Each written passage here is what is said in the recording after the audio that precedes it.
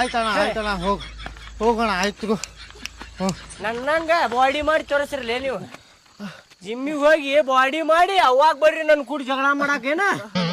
ಊಟ ಮಾಡಿ ಹಸ್ಕೊಂಡ್ ಮಕ್ಕೋಗ್ರಿ ಹಾಲು ಕುಡ್ದು ಮನ್ಯಾಗ. ಬರ್ಲಿ ಬರ್ತೇನೆ ತಪ್ಪಿಕ ನಿಂಗೆ ಇನ್ನೊಂದು ಕೊಡ್ತೇನೆ ತಗೋ.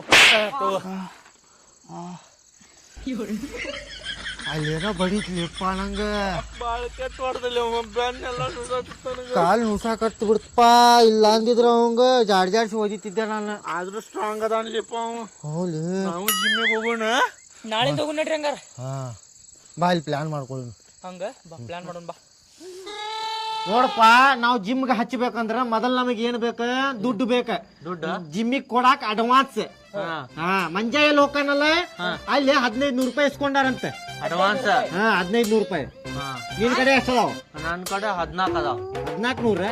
ನಿನ್ ಕಡೆ 1200. ನನ್ ಕಡೆ 1500 ರೂಪಾಯಿ ಅದಾವ. ಒಂದೆರಡು ದಿವಸ ಹಿಂದ್ ಮುಂದ್ ಆಗಿ ಕೊಟ್ರ ನಡೀತೈತೆ. ತಗೋತಾರ. ರೊಕ್ಕದಂತೂ ಏನು ಪ್ರಾಬ್ಲಮ್ ಇಲ್ಲಲ್ಲ. ಇಲ್ಲ ತಿಂಗಳ 600 ರೂಪಾಯಿ ಹಿಂಗ 500 ರೂಪಾಯಿ 400 ರೂಪಾಯಿ ಒಟ್ಟು 600 ರೂಪಾಯಿ ಹಿಂಗ ಇರ್ತೈತಿ. ಬರಬರಿ ಆತ ರೊಕ್ಕದ ಏನು ಇಲ್ಲ.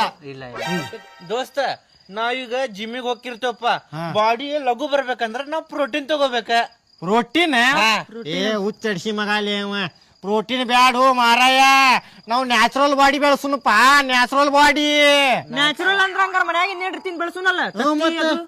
ಅದ್ನ ಪ್ರೋಟೀನ್ ಏನೇನ್ ಇರ್ತೈತಿ ಅದನ್ನ ಮಾಡ್ಕೊಂತೀನಿ. ಹೌದ್ಲಿ ದೋಸ್ತ, ಅದಕ್ಕೆ ರೊಕ್ಕ ಹಾಕ್ತಿವೋ ಮಾರಾಯ. ಪ್ರೋಟೀನ್ ಅಂತ